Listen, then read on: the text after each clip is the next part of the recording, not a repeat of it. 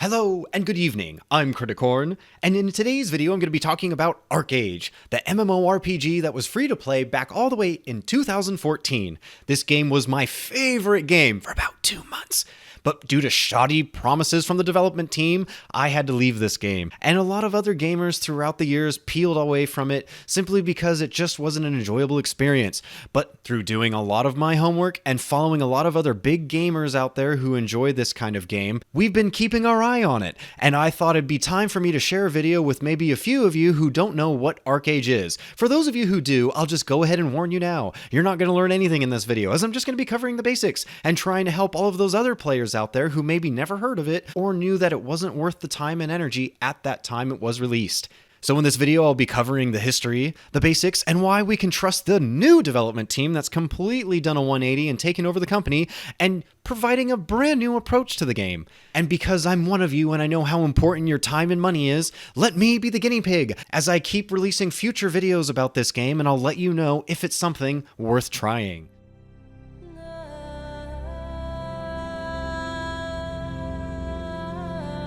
ArcheAge, an epic fantasy MMORPG free of predefined paths and progression.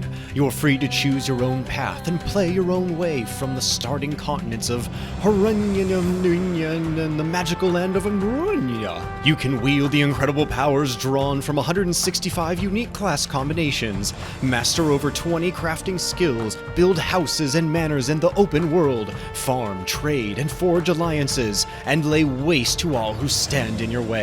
Or you can turn your back on all of it and live the life as a pirate, ransacking traders and pillaging the high seas for plunder and gold. Pave your own destiny as adventure awaits you in ArcheAge.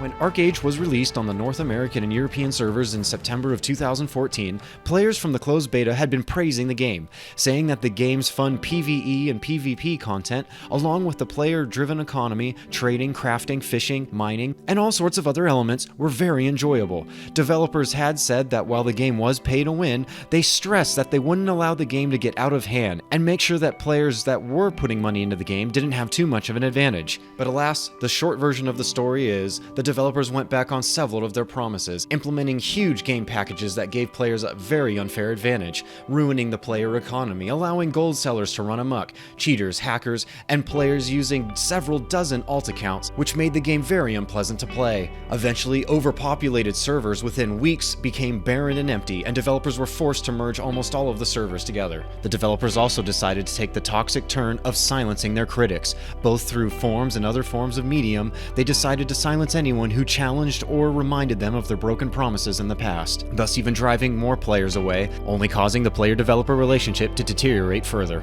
And while the developers tried, by making fresh servers, assuring the players that the game experience would be different, that was never the case. Players always praised the closed beta session that hardly any players got to enjoy, simply saying it was the most fun they ever had, and they wished that that game had always been the one that was released. While the politics of ArcheAge were certainly doom and gloom, for the short 2 months that I played this game, I really enjoyed the content. The soul of ArcheAge revolved around something called labor points. Labor points were simply acquired by logging into the game, and every few minutes you could acquire a few more labor points.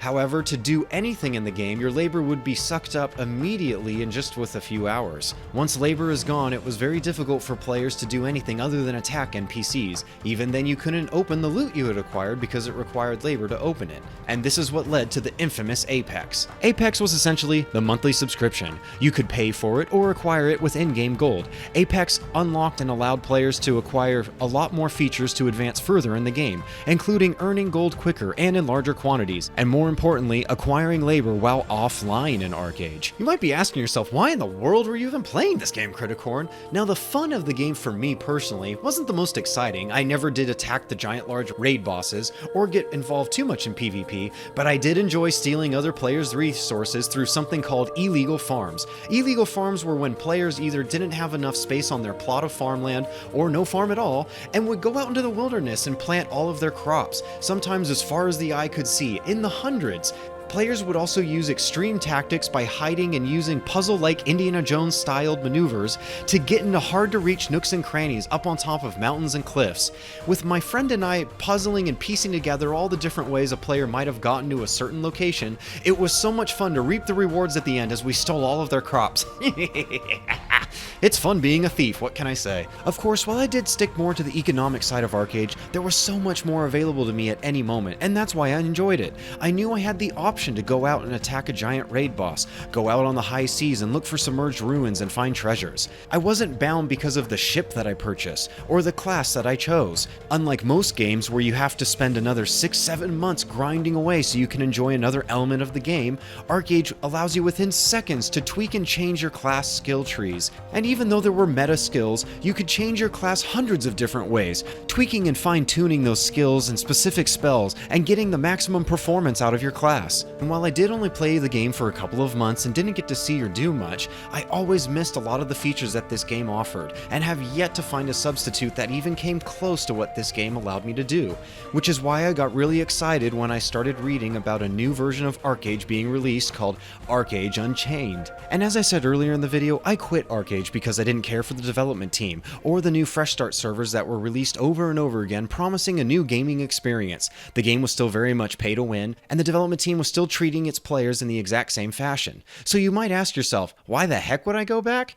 Because the development team is gone.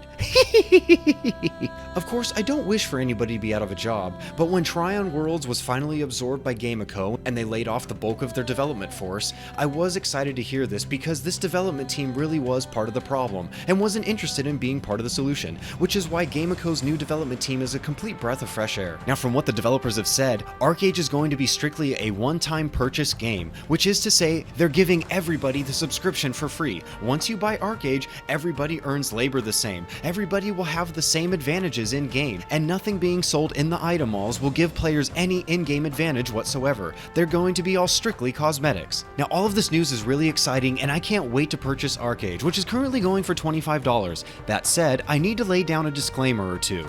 The first disclaimer is, Gameco is a new game company, and I'm very unfamiliar with their reputation. From what I've read, it's a little questionable. This game company does focus on free-to-play games, which is to say that they really do need a lot of income from the cosmetic shop they're going to be adding in ArcheAge. If that doesn't work, they could pull back on their promises and start selling items that give players an unfair advantage. Thus, we'll have to be dealing with wallet warriors again. With that said, I am stressing, don't purchase ArcheAge unless you're prepared to have to deal with that. If you think you might be really upset or feel like you've gotten scammed, save your $25. The other disclaimer is that ArcheAge has suffered from a long history of hacking, modding, and cheating, with players being able to remove terrain features or having unfair battle indicators during a PvP match. It's unknown whether they're going to be able to successfully combat this in the new ArcheAge Unchained servers. And the other disclaimer I want to leave is that ArcheAge always did have a huge problem with some players having way too much time on their hand using several dozen alts. These alts were able to generate hundreds of thousands of gold, which is a massive unfair advantage in game. The developers decided to combat this by allowing up to 3 alt accounts per household. This was so that family members could all log on to different accounts. And while it is a bit of a problem because players are going to be able to use up to 3, and some players just aren't going to have enough time to manage all those accounts, as long as you have that option available to you though, I don't see it being too much of a problem and somewhat unavoidable. However, I just wanted to leave that disclaimer out there for some of you who maybe aren't familiar with ArcheAge. So with those disclaimers, I hope that this video was able to just sum up for you what ArcheAge is about in a nutshell as far as the history, where the future of this game might be going, and why I think it's worth a try. I have the $25 lying around, so let me be the watchdog. I'll play the game and I'll let you know how it's progressing and if the development team is holding true to their word. And I do apologize to any of you who actually did play the game. I know this video didn't have anything related as far as all the different skills and all the different classes and all of the things you can do in the game. Honestly, I really don't know too much about all that stuff because I never did it. I had so much fun going out on my own adventures and making my own story with no real cloud looming over my head of pressure that I needed to progress or keep up with anybody else. I just played at my own pace and just had a blast doing it. it. One of the reasons why I'm also so hell-bent on trying to get back into this game, it reminds me of the most favorite game that I ever played of all time. A game none of you would have heard about called Voyage Century Online. I met my best friend on this game, as a matter of fact. It was a really funny moment because I was in this little tiny pea-sized ship, and all of a sudden this giant massive Spanish galleon with 74 guns on it comes out of nowhere, and I went, wow, really cool ship, man. And then all of a sudden he dropped 10,000 cannonballs, which just made me go, holy crap, thank you so much. So this game will always have a special place in my heart because it's where I met my best friend. That's why I love games like this, guys. Not only does it affect your in-game experience, but you never know. Sometimes it affects your real-life experience, and we're still best friends to this day, roaming around the gaming industry looking for that next game to get sucked into. So with all of that said, I hope you guys enjoyed the video. I hope you all have a great week, a great weekend, and I'll talk to you later. You guys are just going to think this story is really pathetic, but an end game for me is becoming the richest person in the game and then just leaving, which is what I did in Voyage Century. I saved up 7.2 billion silver, and the reason that I couldn't earn any more is because the game capped at that level, and I logged off the game once I hit it and went, you know what, I beat the game, and I logged off, and I haven't been back since. Yep, I'm a dork.